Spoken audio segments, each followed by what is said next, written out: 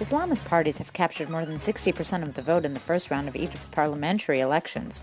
The Islamic fundamentalist Muslim Brotherhood's political arm, the Freedom and Justice Party, garnered 36.6% of the 9,734,413 valid ballots cast for party lists. The Noor Party, a more hardline Islamist group, captured 24.4% of the vote. The partial results will only give an indication of how the new parliament will look like, as two more rounds of voting in 18 of Egypt's 27 provinces are yet to be held in the multi-stage voting that will run through January. It is not yet clear whether the Islamic parties will form one coalition inside the parliament or the Brotherhood will seek to ally with the liberal forces against the more radical Noor Party. The final shape of the parliament will not be announced before January. Egypt's Muslim Brotherhood, emerging as the biggest winner in the first round of parliamentary elections, is seeking to reassure Egyptians that it will not sacrifice personal freedoms in promoting Islamic law.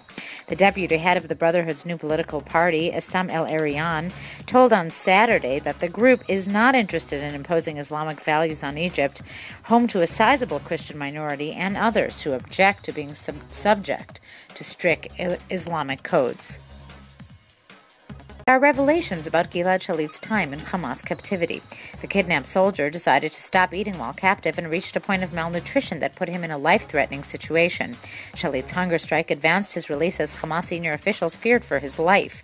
Also, the news of Shalit's abduction led Israel to find out which organizations were behind the attack and where Shalit was being held. Information that reached Israel claimed that the captive soldier was being kept in a northern Gaza house, surrounded by a wall. Israel exerted many efforts to try to find out exactly what was going on in the house and was even considering the possibility of a rescue mission. Luckily, they found out that Iran and Hamas were feeding the information to Israeli intelligence. The house was in fact empty and booby-trapped. Shalit was in fact being guarded by 4 Hamas members who were brought in from abroad.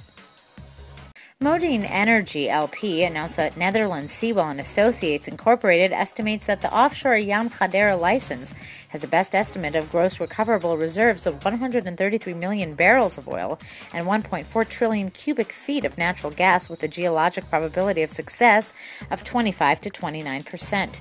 Modiin owns the Yam Hadera license, which comprises of 3 formations, Barnea, Sderot, and Zohar, in 2 sections, the northern and southern closures.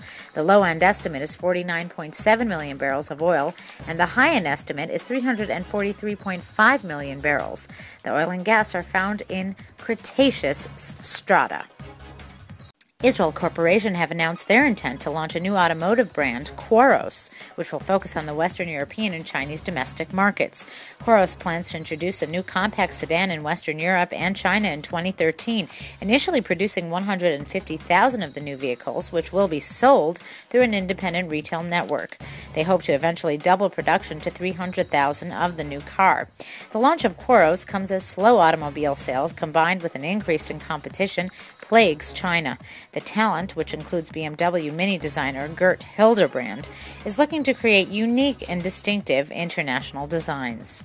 Iranian filmmaker Tamine Milani abruptly left the 42nd International Film Festival of India in Goa on Thursday following an Israeli director's inclusion in the jury that she was a part of.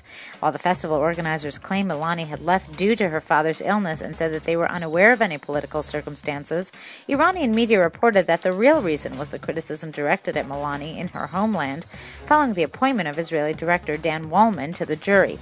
In an interview, Milani herself did not object to Wallman's presence on the jury, but the interview led to harsh criticism against her in Iran, which likely led to her decision to withdraw from the jury and leave India earlier than planned. Eventually, however, Milani withdrew from the jury and left the festival before the closing ceremony.